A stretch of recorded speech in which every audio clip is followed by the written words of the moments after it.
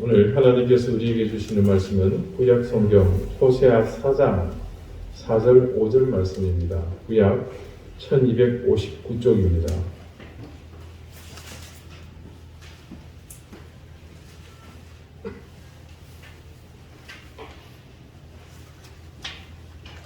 호세아 4장 4절 5절 말씀을 제가 읽겠습니다. 이제 다 같이 자리에서 일어나셔서 하나님의 말씀을 경청하십시오.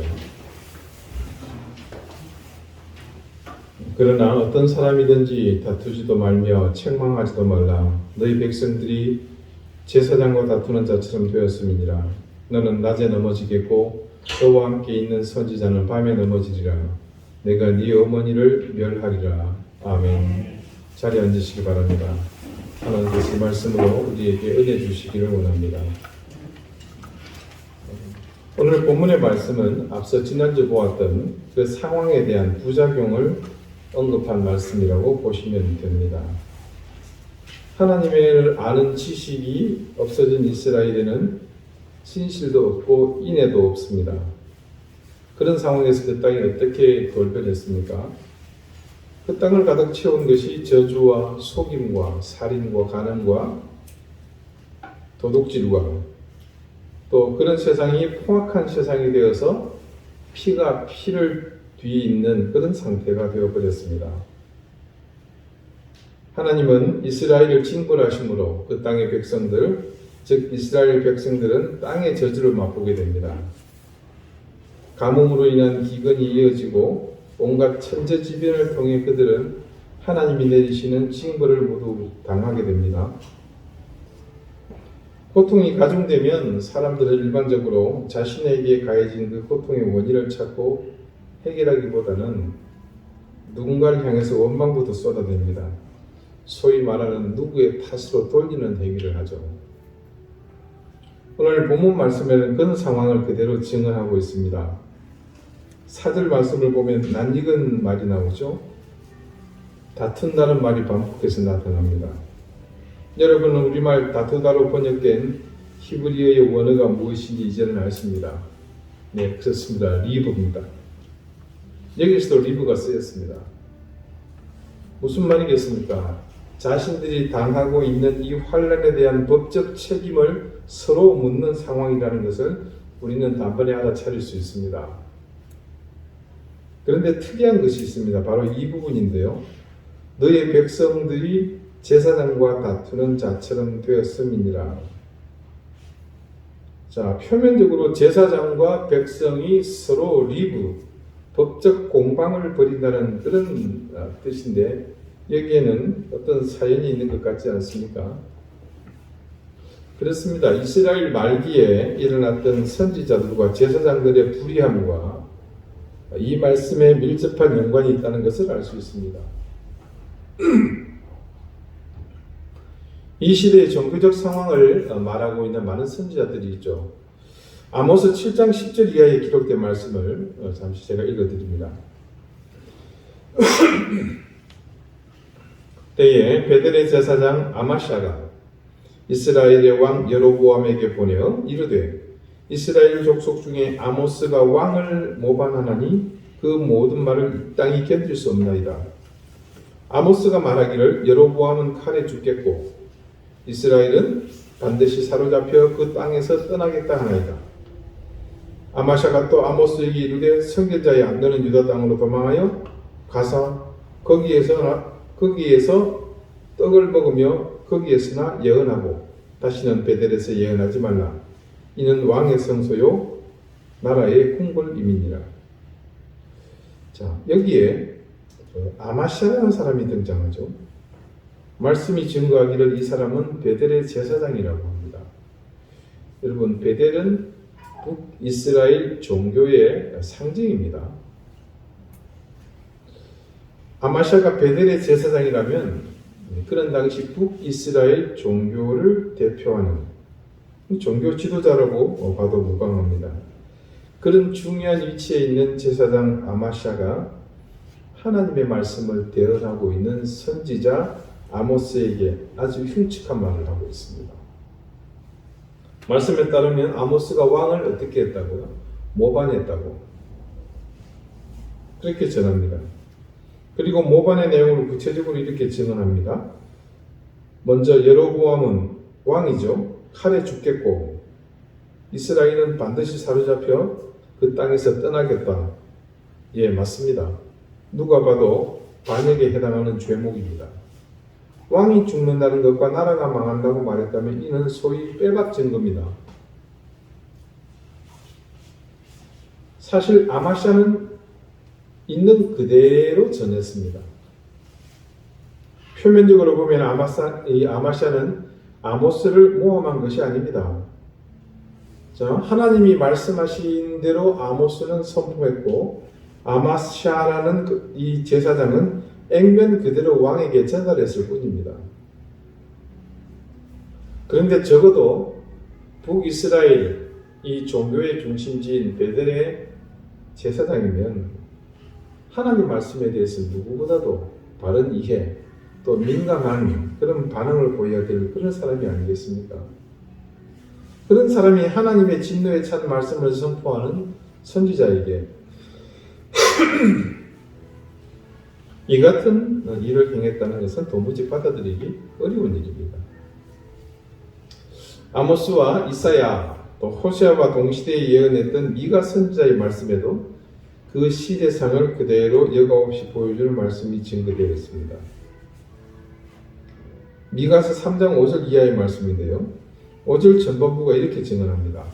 내 백성을 유혹하는 선지자들은 이에 이빨입니다. 이에 물 것이 있으면 평강을 외치나 그 입에 무엇을 채워주지 아니하는 자에게는 전쟁을 준비하는도다. 소에 먹을 걸 입에 물려주면 좋은 말을 하지만 맨입에 붙어가면 아무것도 안 해준다는 얘기입니다. 유진 피터슨의 메시지 성경에는 이 부분을 너무 적나라하게 해석을 해놨습니다. 살해금을 두둑히 받고 배불리 대접받을 때면 예언자들은 이렇게 설교한다. 인생이 아름답도다. 모두에게 평화가 있기를. 그러나 살해금을 받지 못하거나 인기를 끌지 못하면 그들의 설교는 하나님이 복 주시기를 해서 하나님의 저주가 있기를로 돌변한다. 자, 그리고 11절에 이르러서는 더욱 참혹한 실정을 증언합니다. 그들의 우두머리들은 뇌물을 위하여 재판하며 그들의 제사장은 싹스를 위하여 교훈하며 그들의 선지자는 돈을 위하여 점을 치면서도 여호와를 의뢰하여 이르기를 여호와께서 우리 중에 계시지 아니하냐? 재앙이 우리에게 임하지 아니하리라 하는도다. 정말 참으로 처우없는 상황이 아닙니까? 사법권을 가지고 있던 그 시대의 치리자는 돈 받고 재판을 원하는 대로 해줬습니다. 제사장은 싹스를 위해서, 품삯을 위해서, 자기 수입을 위해서 설교했습니다.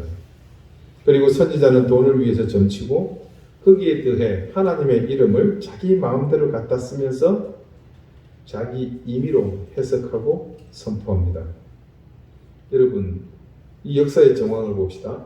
하나님은 이 시대에 그들을 징벌하시려고 아수르를 준비하셨고 바벨론을 준비하셨고 더 강한 메데와 페르시아 그 다음에 헬라, 로마에 이르기까지 엄청난 징벌의 도구들을 준비하고 계신데 하나님의 이런 의중을 알지도 못하면서 하나님이 자신들과 함께하고 있다고 이런 참담한 말을 하고 있습니다. 여호와께서 우리 가운데 계시지 아니하냐? 재앙이 우리에게 임하지 아니하리라. 우리는 이게 거짓 예언이라는 것을 잘 압니다. 그런데도 그 시대의 사람들은 이 같은 소리를 듣는 것을 좋아했습니다. 너도 나도 돈을 갖다 주면서 거짓 예언자의 달콤한 예언을 듣고 싶어 했습니다.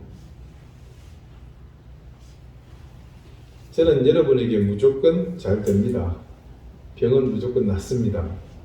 사업이 정말 무조건 잘 될 겁니다. 틀림없이 우리 집사님, 권사님 부자 됩니다. 이 같은 소리를 잘 해드리지 못합니다.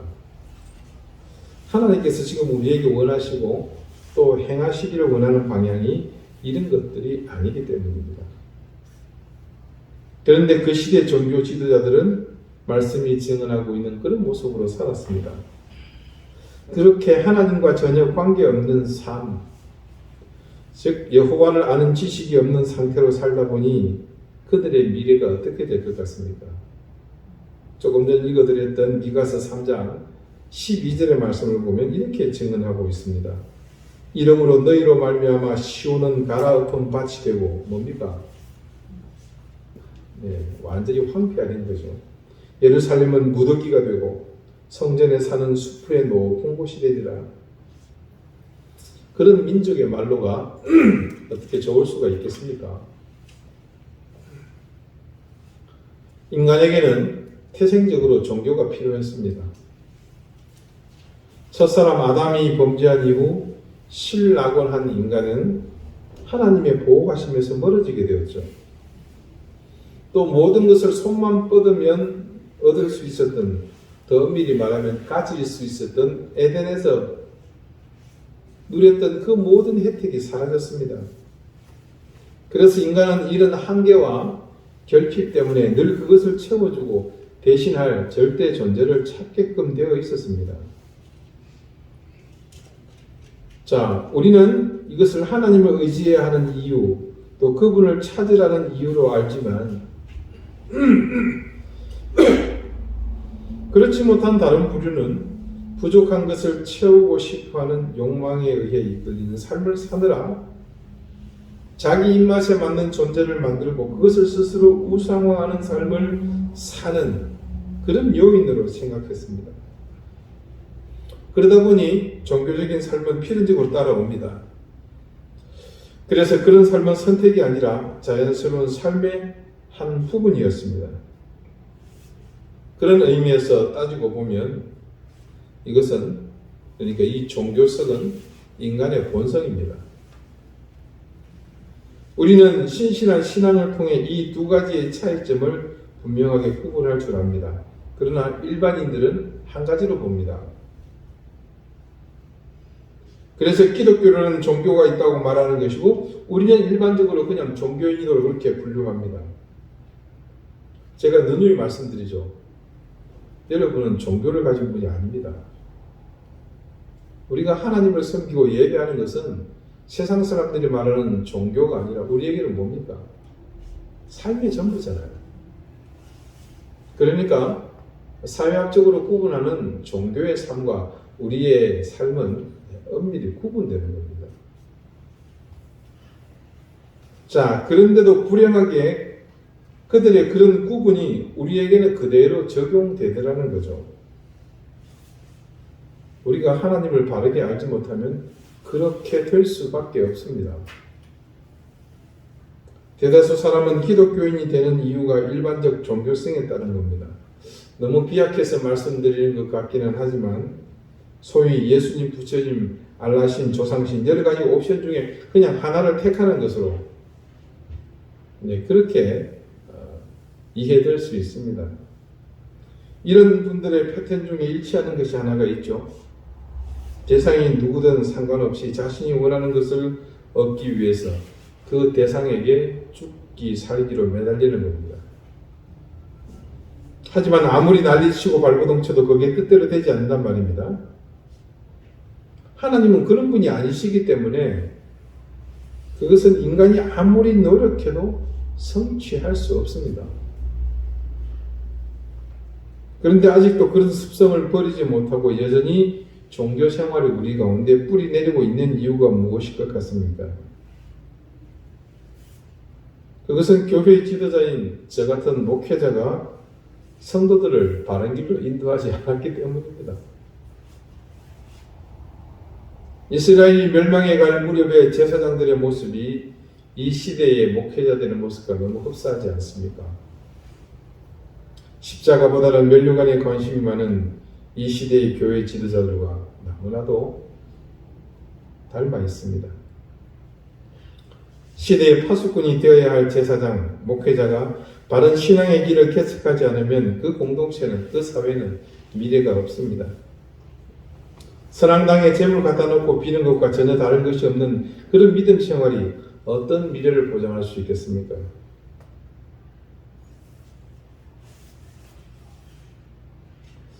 조금 전 기도에도 그런 내용을 제가 언급했습니다만 제가 자주 여러분에게 강조하는 것이 있습니다. 한 나라의 정치 수준은 그 나라 국민의 의식 수준과 함께 간다고 말입니다. 언제쯤 이런 한심하고도 거지 같은 풍토가 사라질지 모르겠지만 대통령, 국회의원, 도지사, 시의원을 선거할 때 보면 사람을 보고 또는 정책을 보고서 선택하는 것이 아니라 늘 선거는 내가 좋아하느냐 싫어하느냐를 선택하는 그런 시간이지 않습니까? 대통령 선거가 한 달이 남았습니다. 지금 대선 후보로 나와서 온 세상을 들쑤시고 다니는 그 사람들을 보십시오. 객관적으로 판단해 보건대 주변에 그 사람들보다 더 훌륭하고 정치 잘할 사람들 널려 있습니다. 그런데 항상 보면 그런 사람은 뒷전이고 늘 내가 좋아하는 사람 뽑지 않습니까? 파도 양파처럼 이상한 거 천지인 사람, 어쩌다 떠서 스타가 된 사람, 선거 때마다 소위 얼굴 마담으로 나오는 사람, 국민 대다수는 이 사람들의 면면이나 능력 보지 않습니다. 어떻게 공부했고 어떤 경험을 했는지도 관심 없습니다. 하다못해 심지어 외모조차도 관심 없습니다. 아니 자신들의 삶의 질이 달린 사안에 대해서 어떻게 고민도 하지 않습니까? 그러면서 여전히 진영의 논리에 따라 자기의 이념에 따라 휘둘리지 않습니까? 누구의 탓도 누구의 잘못도 아닙니다. 이건 총체적인 국민 전부의 문제입니다. 국민 한 사람 한 사람이 깨어있어서 성숙한 풍토가 만들어지면 소위 삼류 양아치 이 정치인들은 이 판에서 발 못 붙입니다. 그냥 우리가 그런 판을 벌여놓으니까 그 판에 나와서 춤추고 손 벌리고 그리고 입맛대로 자기들 욕심대로 하는 겁니다. 며칠 전 제가 수년 전 교계를 떠들썩하게 했던 수도권 한 유명한 교회의 목사에 대한 고발 프로그램을 밤늦게 보게 됐습니다. 저는 이런 게 방영된다는 것조차도 모르고 있었는데요. 교회 이름과 실명을 거론하는 것이 적절치 않은 것 같습니다만 굳이 밝히지 않아도 여러분이 잘 알만한 사람입니다. 이분은 소위 귀신에 대한 자타공인 최고의 전문가입니다. 방송 영상에서도 계속해서 나옵니다만은 귀신 들린 사람을 보고는 호통치고 머리에 손을 얹고 등짝 스매싱을 하면 사람이 뒤로 나가 떨어집니다. 일찍이 교계에서는 이 사람이 모든 상황을 귀신과 무조건 연결하여 병드는 것부터 시작해서 모든 트러블을 귀신의 역사라고 주장하는 통해 소위 베레아 아카데미라고 불리는 그룹을 형성했었습니다. 그래서 그분을 이단이라고 이미 결정을 내렸습니다. 집회를 하면 늘상 귀신 쫓는 일을 반복해서 합니다. 귀신과 대화를 합니다. 너 언제부터 여기 들어가니? 썩 나가거라. 하나님의 자녀에게서 나가라. 이렇게 하면 실제로 사람이 뒤로 자빠집니다. 그냥 발랑물락 자빠져요. 이건 지극히 제 사견입니다만은 진짜 귀신 들린 사람이 뒤로 넘어지면요, 이게 일자로 이렇게 넘어갑니다. 몸이 뻣뻣한 상태로 넘어가는 거예요.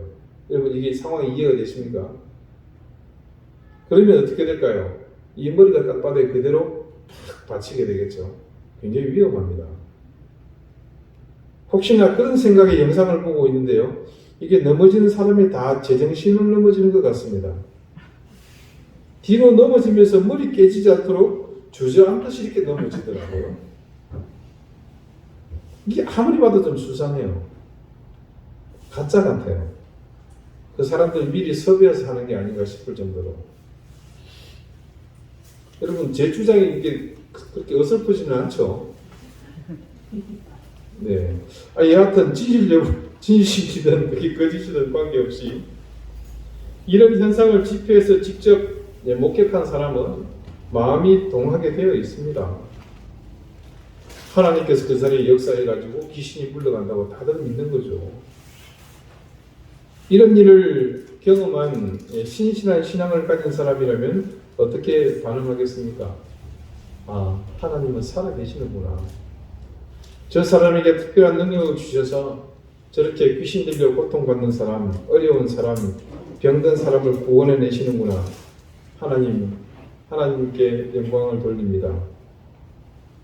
제가 생각하는 신앙적 소견에서는 이런 상식적인 반응이 나오지 않을까 생각합니다.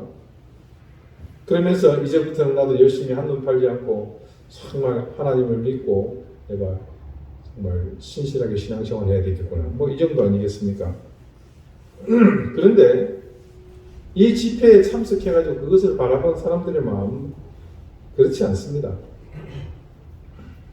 맨날 불러도 대답 없는 하나님, 이거 해달라 저것도 어쩌 해달라 새벽마다 부르짖어도 쌩 까시는 예수님, 맨날 그런 것만 경험하다가 오늘 저기 위에서 강단에서 사람들이 손을 대는 대로 뒤로 벌러덩 나자빠지는 것을 보는 순간 눈이 획 돌아가 버립니다. 그리고 그 순간 머릿속을 스치는 생각, 여기에 모든 답이 있구나. 할렐루야. 있기는 뭐가 있어요. 그런데 그곳에 모인 사람들은 있다고 생각하는 겁니다. 정말로 뭔가가 그들 나름의 삶에는 있습니다. 그래서 그 목사가 세운 교회로 구름대같이 사람들이 몰려듭니다. 이미 교단에서는 교계에서는 이단으로 배격하고 있는 그 교회에 10만 명이 넘는 교인들이 있습니다. 이 정도면요, 여러분 한국에서 10손가락 안에 듭니다.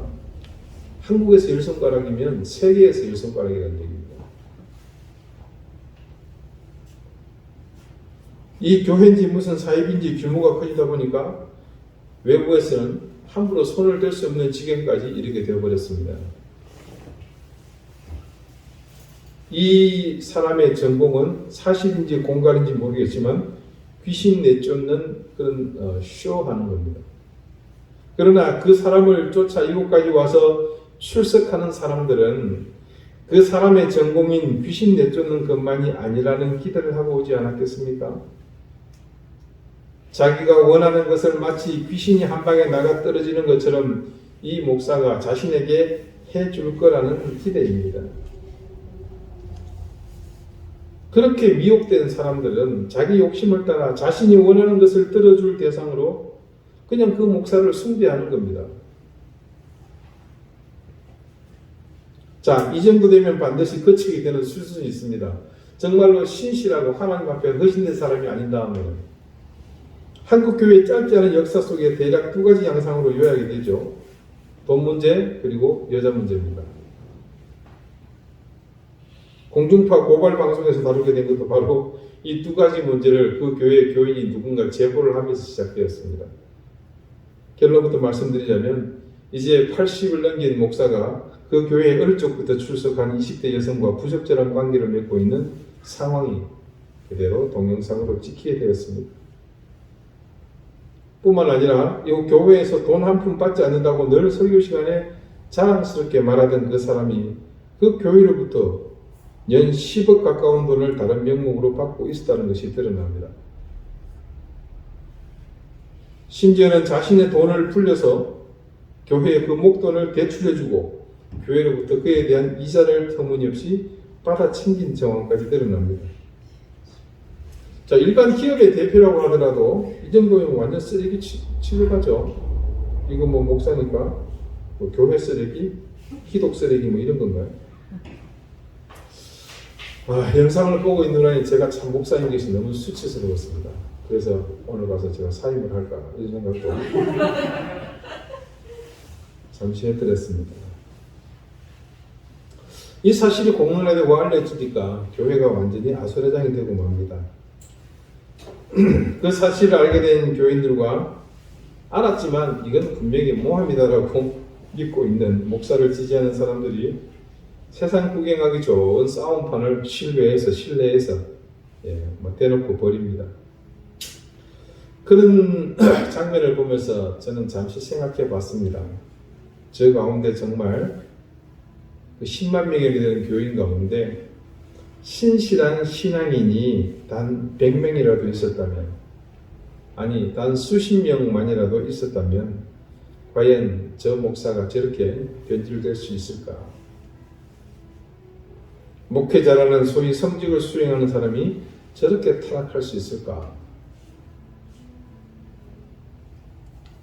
오늘 말씀은 이스라엘 백성이 제사장과 다투는 사람이 되었다고 말합니다.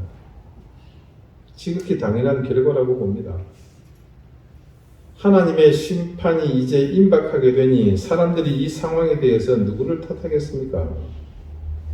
당연히 하나님의 전에서 제사를 담당하며 신앙의 구심점 역할을 하는 제사장 아니겠습니까?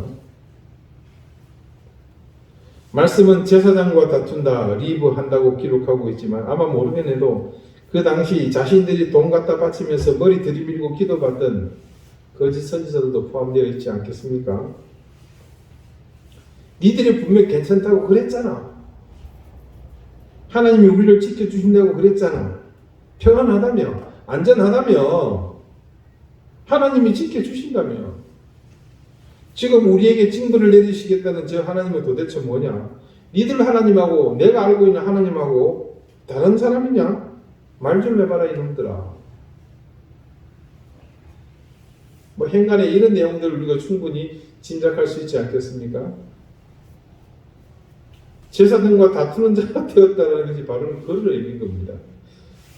자, 여러분 지금 이 사태의 책임이 누구에게 있다고 생각하십니까? 이제 여러분 판단보다도 하나님의 말씀이 먼저 있죠. 그러나 어떤 사람이든 다투지 말며 책망하지도 말라. 누구의 책임도 누구의 탓도 아닌 모두의 책임이고 모두의 탓이라고 하나님께서 미리 단정지어 말씀하고 계신 겁니다. 여러분, 우리가 다른 사람에게 어떤 형태든 영향을 줄 수 있습니다. 마찬가지로 우리 또한 영향을 받을 수 있습니다. 아니, 영향을 주고 받고 있죠. 그렇기 때문에 누구든 의롭고 선한 길에 서는 것은 반드시 필요합니다. 서로 영향을 주고받을 때 누군가는 바른 믿음을 가지고 있고 정직한 신앙을 소유함으로 반드시 그 바른 믿음과 정직한 신앙이 누군가에는 영향을 주어 그 인생이 참되고 바른 길로 갈 수 있는 길을 열어주는 그런 기회를 얻을 수도 있다는 겁니다. 그 시대에 하나님의 심판이 서슬 푸른 칼과 같이 그들 가운데 임해서 이스라엘이 백척간두에 서 있을 때 보여준 모습은 그들이 그런 위기로 몰릴 수밖에 없는 모습임을 그대로 보여주고 있습니다. 여러분, 우리는 과연 이 시대 가운데 어떤 모습이겠습니까?